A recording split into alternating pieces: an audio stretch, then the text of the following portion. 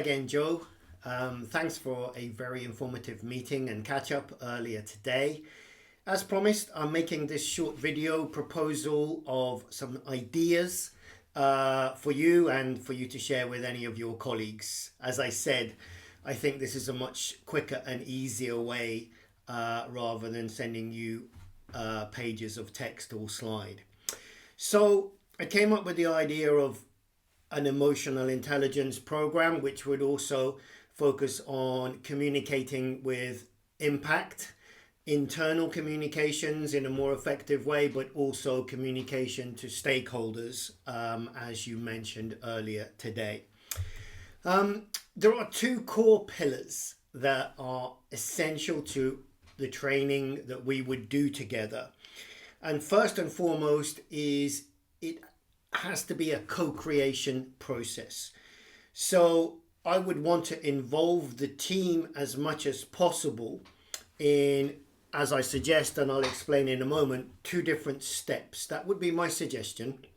And it's really important that people feel that it's a program done with them, not to them, so that they have a key stake in ownership and responsibility and autonomy within the program. I will provide the tools, the framework, the videos, the live training, the coaching, the ideas, lots of practical activities and the buddy activities. But the ownership and responsibility and the co-creation and application of that would very much be down to the team.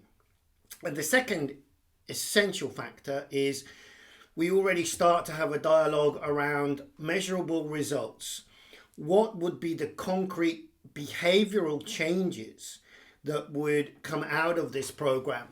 And I'm not really in the business of the honeymoon effect or the New Year's resolution effect, as I refer to it, where people come on a couple of days training, they tick the happy sheet, they probably score it very high, but then people go back to work and the old habits kick in and nothing really changes. So how do we create measurable, lasting changes? And I have the tools and the methodology to do that if people want to, over a period of time. And how do we measure the impact of those behavioral changes on bottom line return on investment results for your NHS team? So those are things that we would start to talk about right from the outset.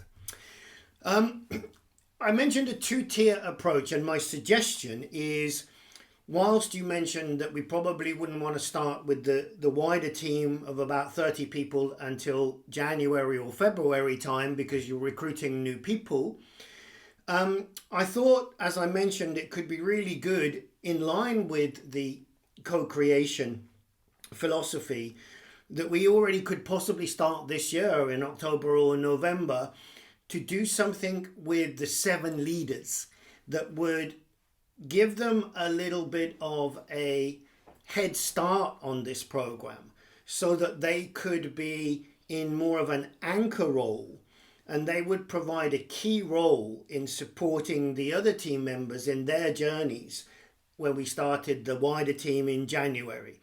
And that could be a 1 or 2 day launch with a little bit of online follow-up, face-to-face launch and then online follow-up, where I would suggest we look at the key elements I've mentioned here. How do you really build trust and openness in a team?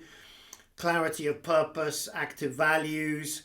We would really cover the whole limbic system and emotional intelligence foundations.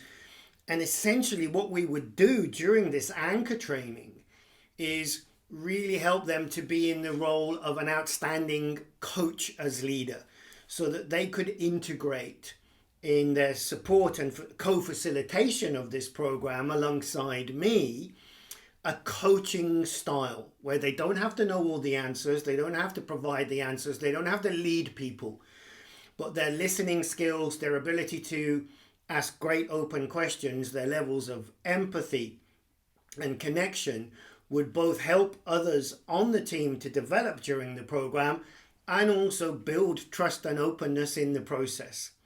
So that was a suggestion of how we could even get started this year.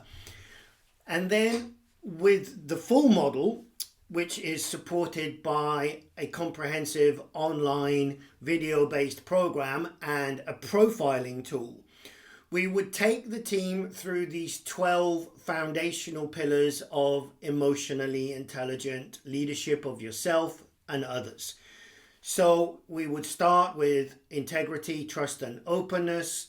Then we would look at clarity of purpose, which is very much connected to communications and marketing what you do to stakeholders as well, because it takes the philosophy of starting with the purpose, the why, and everything resonates from that heartfelt level of why you exist as a team and what's the whole point of this, before you get on to the more details of what you actually do and what roles you can support. So active values I mentioned today as well. There's no point in having values for the team or the NHS or anyone if they're not active. So what does that mean in terms of concrete, measurable and accountable behavior codes for the team? Then we will move on to things like mindset, love or fear-based, and what happens on a neuroscience and a physiological level if we're coming from a place of love and abundance and creativity and sharing and caring, as opposed to fear, which is more about scarcity and control and restriction. We'd definitely look at the whole feedback culture and the importance of self-worth. We'd also look at how to combat some of the challenges you mentioned around stress and burnout by looking at something I call energy management, giving people a concrete proven toolkit around mental, physical and emotional energies, which are all connected to improve their ability to deal with the challenges that are realistically there and build up their emotional and mental resilience. We'd also look at, with the wider team, awareness, increasing awareness levels amongst the team of the impact of their behavior and their actions on others. Self-awareness as well, so understanding and managing their own levels of awareness, and how that can then be applied in a coaching setting to develop a more coaching style where appropriate across team communications.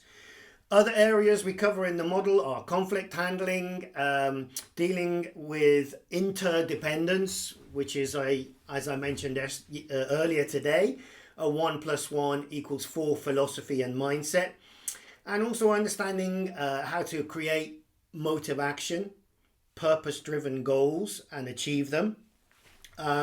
Understanding and dealing with change and flexibility, something that is relevant to pretty much everyone on the planet in these rapidly changing times. And then finishing it up with the importance of reflective action, learning from successes, learning from things that didn't work out and taking that into action. I guess a version of continuous quality improvement, but I call it reflective action. And covered in all of that model, that step-by-step approach, which, as I said, would be backed up by the online videos and then facilitated with live action activation sessions. We would cover some of the things definitely that you mentioned today: awareness, understanding the limbic system, resilience and stress, management, empathy, support, psychological safety, inside out communication to stakeholders. So those are just some of the things that you mentioned would be useful today. So suggested steps would be, and these are suggestions, so we'll jump on a call soon and we can discuss all of this and see how it fits.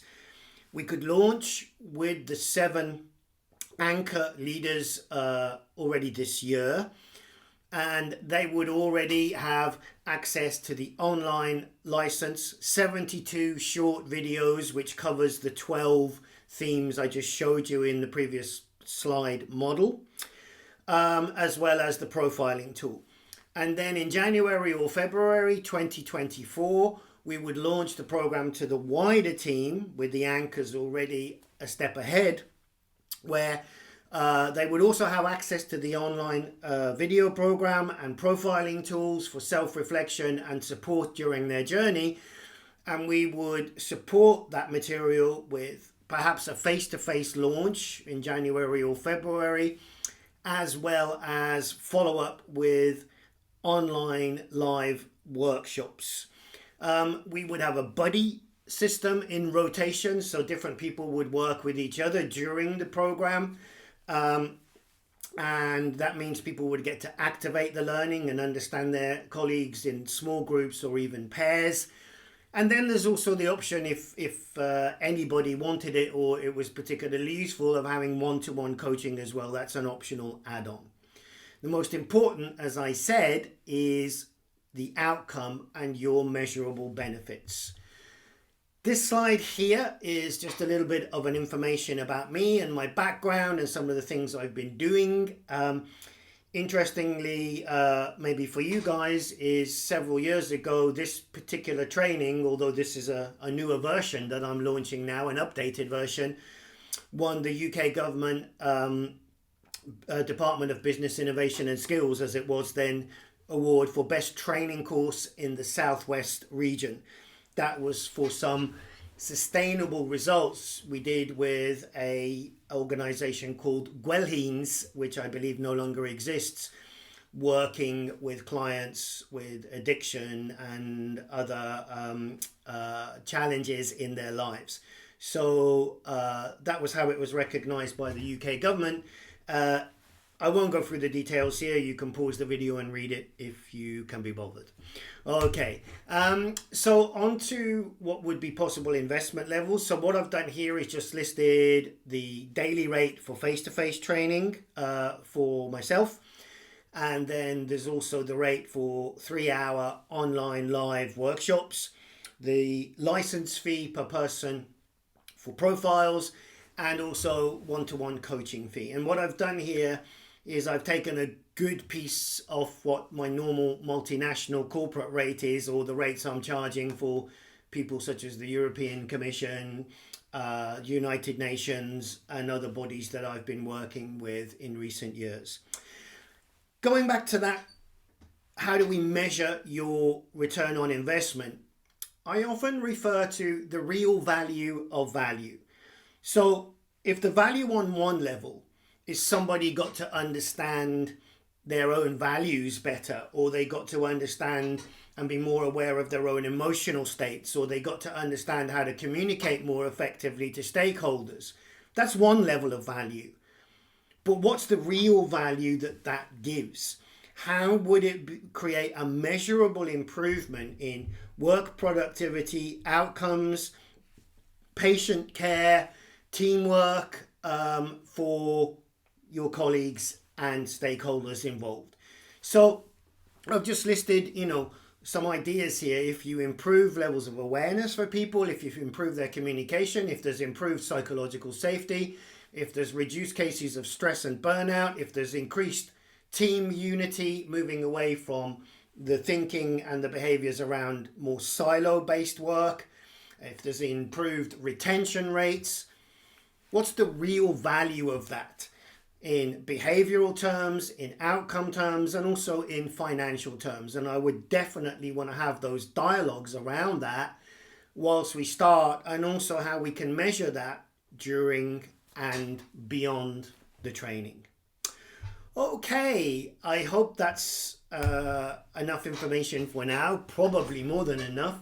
So I will send this video to you today, and also some suggested times when we can have a follow-up talk where I have no doubt you have some questions. We can go into any of these areas in more detail, and we could start to fine-tune something that fits with your ideas of timescales, intended outcomes, and budgets from this guideline I've just sent you now. So thank you so much for listening. Thank you for reaching out, and I'm really looking forward to grabbing a coffee online with you again very soon. Bye for now.